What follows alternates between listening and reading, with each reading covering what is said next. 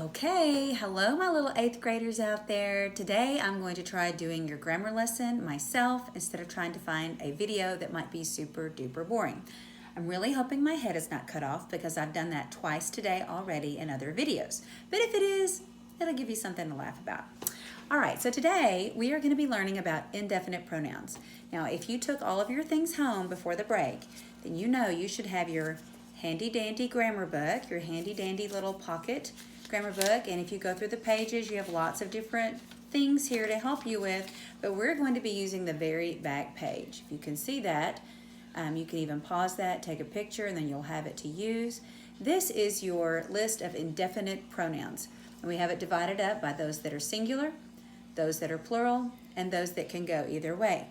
Remember, a good rule of thumb is that if it has the word one in it, thing, every, or body, it's singular. Okay, so that's just a little trick.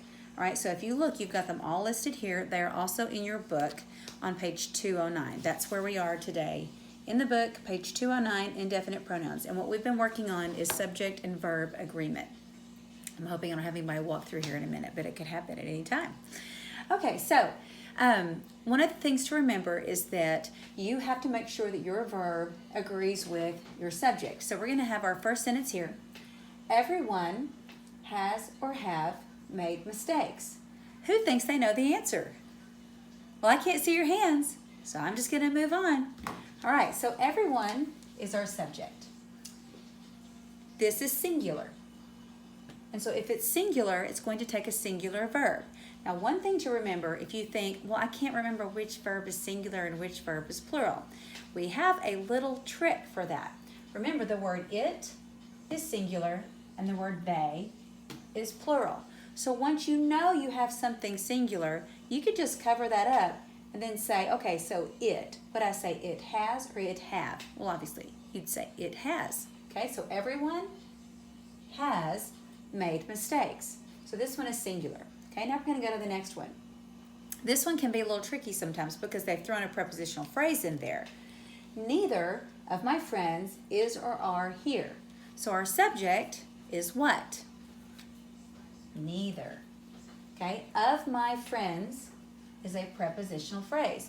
And the reason that can be tricky is because friends is plural, but we don't even worry about that right now because it's inside of a prepositional phrase, and we know that neither on your list, if you're looking at it, is what?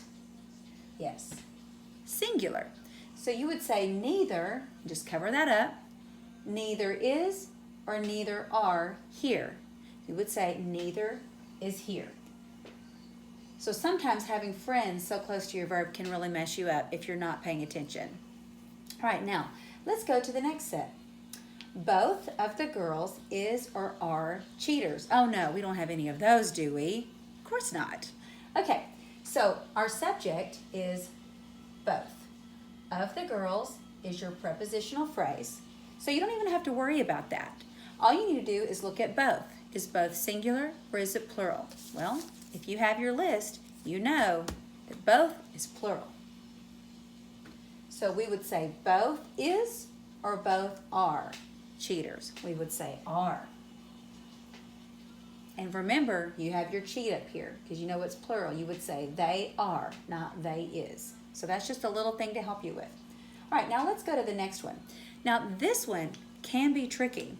First, we have all of the milk is or are sour. So our subject is all, an indefinite pronoun. Of the milk is your prepositional phrase.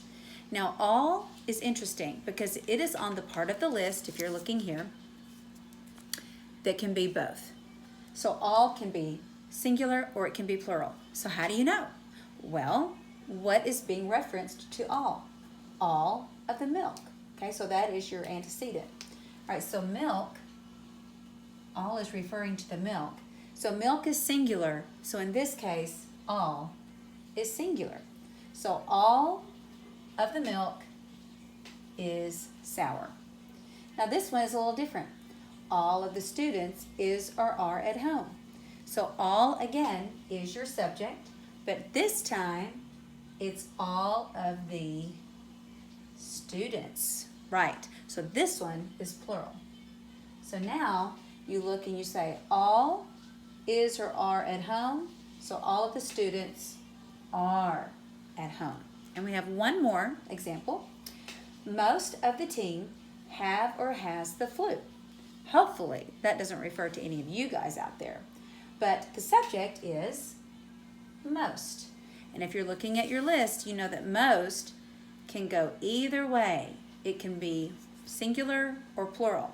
So now we have to see, well, what is it referring to? Most of the team. Now some of you might say, well, isn't a team, doesn't it consist of many people? Yes, but the team is considered a unit, so it is singular. So now we know that most is singular. So most of the team has the flu, or most of the team have the flu? Well, it's has, because it's singular, okay? I hope that that helps you a little bit. There are some more examples in your book on page 209, and you should have that with you, so you're welcome to read over them. You also have another list of common indefinite pronouns. I do believe I have more on my list that I gave you, but these are some in our book.